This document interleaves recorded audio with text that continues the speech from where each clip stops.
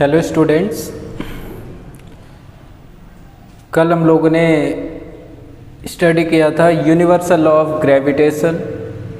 अब उसी से रिलेटेड कुछ पॉइंट्स हैं, some important points that are to be remembered, और उस पे बेस्ड न्यूमेरिकल्स हम लोग आज स्टडी करेंगे। ठीक है,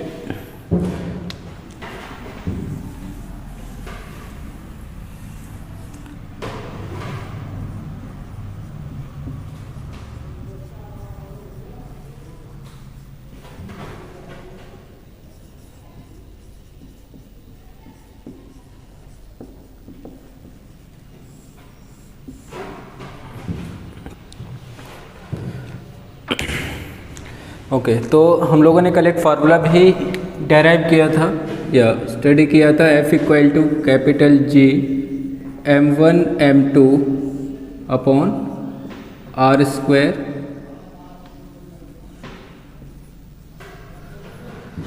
जहाँ पे m1 m2 मासेस थे दो ऑब्जेक्ट के and r was distance between the object. अब देखिए, ये जो ग्रेविटेशनल फोर्स होता है इसकी कुछ कंडीशंस हैं। जैसे पहला, it is always attractive in nature.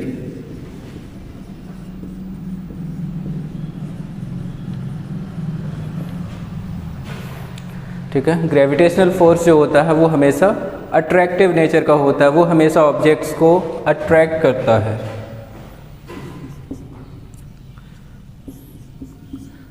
It is a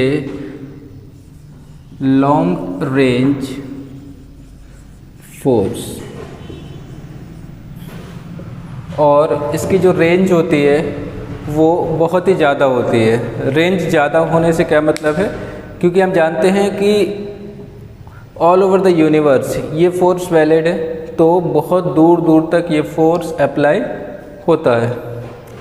ठीक है, जैसे सन सभी प्लैनेट्स पे फोर्स अप्लाई करता है, तभी प्लैनेट्स जो हैं सन के चारों तरफ रिवॉल्व करते हैं, तो इसका जो रेंज है, जो डिस्टेंस जहाँ तक फोर्स लग सकता है वो बहुत ज़्यादा होता है। एक और चीज़ ध्यान रख सकते हैं, it is a weak force. क्योंकि ये सभी ऑब्जेक्ट्स के बीच में लगता है। जैसे अगर हम मार्कर और स्कैप की बात करेंगे तो इन दोनों के बीच में ग्रेविटेशनल फोर्स अप्लाई हो रहा है, लेकिन फिर ये अट्रैक्ट क्यों नहीं हो रहे, क्योंकि इनके बीच में जो फोर्स है उसकी वैल्यू बहुत ही कम है। तो generally it is a weak force. इसके अलावा it follows Newton's third law, और ये न्यूटन्स के थर्ड लॉ को फॉलो करता है। ठीक है, जितना फोर्स एक बॉडी दूसरे बॉडी पे लगाएगी, दूसरी बॉडी भी उतना ही फोर्स फर्स्ट बॉडी पे लगाएगी, बट इन अपोजिट डायरेक्शन। तो यूनिवर्सल लॉ ऑफ ग्रेविटेशन या फोर्स ऑफ ग्रेविटेशन जो होता है, इट फॉलोज या it obeys Newton's third law, जो एक्शन रिएक्शन लॉ हमारा था। तो इस टाइप से हम बहुत सारी चीज़ों को याद रख सकते हैं। दूसरा, it is a centred force.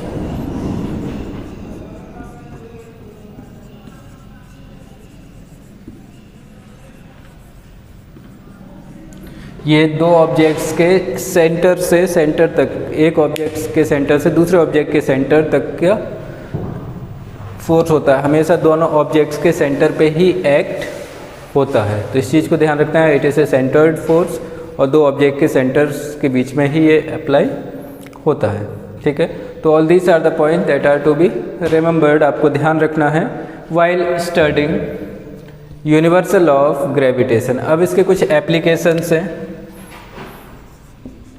कहाँ कहाँ पे हम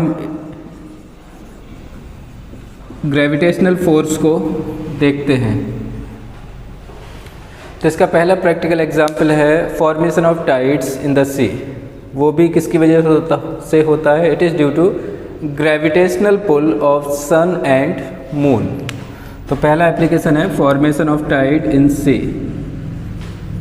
formation of tides in sea. It is due to gravitational pull of sun and moon. ठीक है, तो ये हमारा एक प्रैक्टिकल एग्जाम्पल है। दूसरा हम एग्जाम्पल ले सकते हैं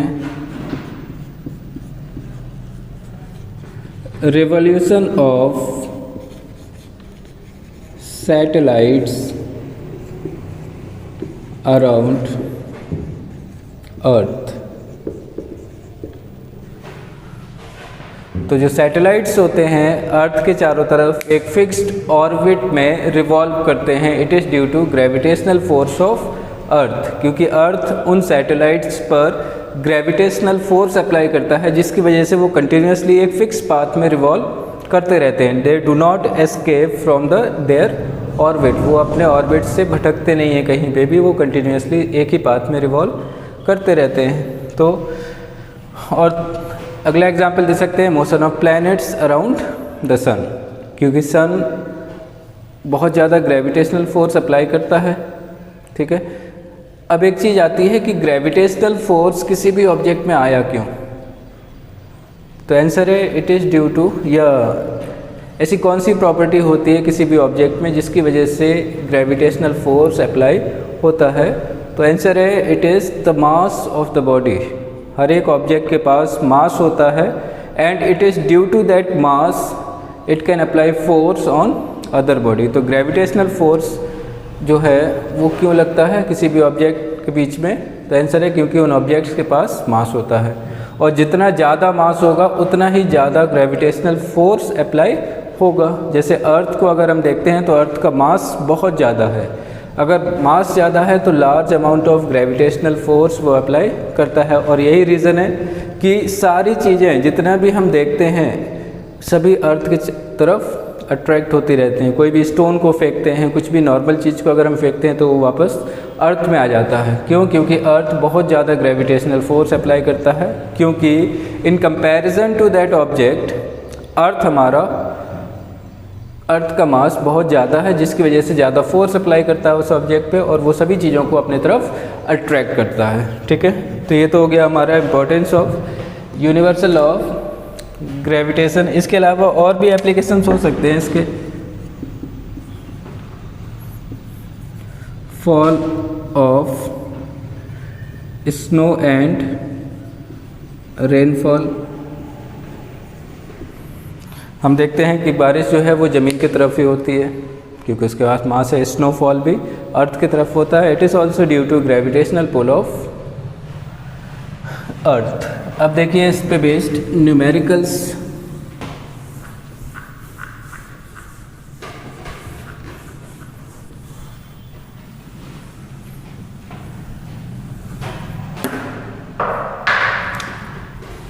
पहला क्वेश्चन है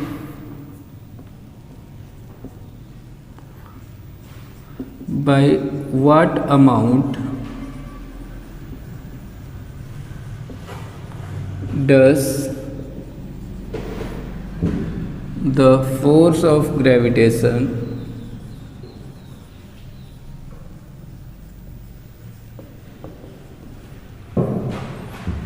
change when distance between two objects of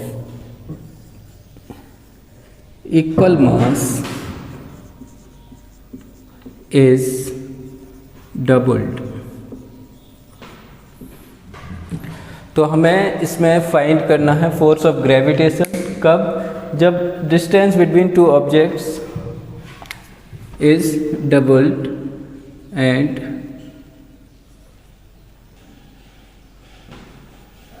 masses are kept same।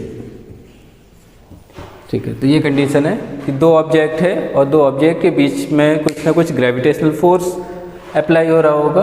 तो जब हम उन ऑब्जेक्ट्स की डिस्टेंस को डबल करते हैं तो फोर्स ऑफ ग्रेविटेशन में क्या चेंज आएगा। ठीक है, तो इनिशियली कंडीशन लेते हैं कि हमारे पास दो ऑब्जेक्ट हैं जिनका मास है m और m, क्योंकि दोनों का मास जो है वो सेम दिया गया है, और मान लीजिए इनके बीच में जो डिस्टेंस है वो r है। ठीक है, तो बताइए what is the force of gravitation. तो अगर हम फोर्स ऑफ ग्रेविटेशन की बात करेंगे तो it will be equal to g, formula होता है m1 m2 upon r square, तो यह आ जाएगा g m into m upon r square. ये इनिशियल कंडीशन है हमारी। अब हमने क्या किया है, हमने इस ऑब्जेक्ट के डिस्टेंस को डबल कर दिया। मास सेम रखा है तो मास m रहेगा, लेकिन डिस्टेंस कितना हो गया, डबल हो गया, 2r हो गया। तो अब बताइए, अब मान लीजिए कि न्यू फोर्स जो है वो F डैश है, तो if F dash is the new force, तो हमें निकालना है इस फोर्स को। This will be equal to, formula तो सेम रहेगा, g m1 m2। मान लीजिए 2r जो है इसको r डैश नाम दिया, तो मास तो हम लोगों ने चेंज नहीं किया है, हमने चेंज किसको किया है, डिस्टेंस को। तो फिर से हम वैल्यू पुट कर सकते हैं, F dash will be equal to g m into m upon r dash की वैल्यू कितनी है, 2r होल स्क्वायर। तो this will be equal to g m into m upon 4 into r square. तो देखिए g m into m square upon r square, यही तो ये value है, g m square upon r square, और ये किसके इक्वल है, इनिशियल फोर्स के इक्वल है। तो हम लोग क्या कर सकते हैं, क्या इसको ऐसे लिख सकते हैं, F डैश इक्वल टू 1/4 को अलग किया, बाकी पार्ट क्या बन गया, F। तो देखिए जो हमारा फोर्स था पहले, अब जो फोर्स लग रहा है वो कितना हो गया, 1/4 हो गया इनिशियल फोर्स के।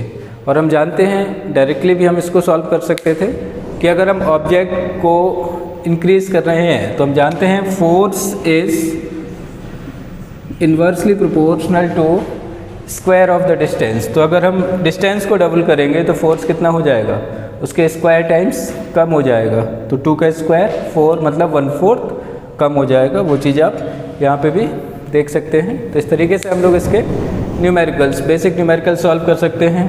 अब अगला कंडीशन हो सकता है मास को डबल कर दिया जाए। तो अगर मास को डबल करते तो कंडीशन आपकी थोड़ी सी चेंज हो जाती कि अगर मासेस को डबल कर रहे हैं तो आपको ध्यान रखना है फोर्स जो होता है it is inverse directly proportional to their masses. तो जो भी फ़र्क आएगा वो फोर्स को इंक्रीज़ करेगा, अगर मास कम होगा तो फोर्स डिक्रीज़ होगा, और अगर डिस्टेंस को आप इंक्रीज़ कर रहे हैं तो फोर्स कम होगा, और डिस्टेंस को कम करेंगे तो फोर्स ज़्यादा हो जाएगा। ठीक है, तो इस तरीके से हम लोग यूनिवर्सल लॉ ऑफ ग्रेविटेशन और उससे रिलेटेड न्यूमेरिकल्स को सॉल्व कर सकते हैं। Thank you.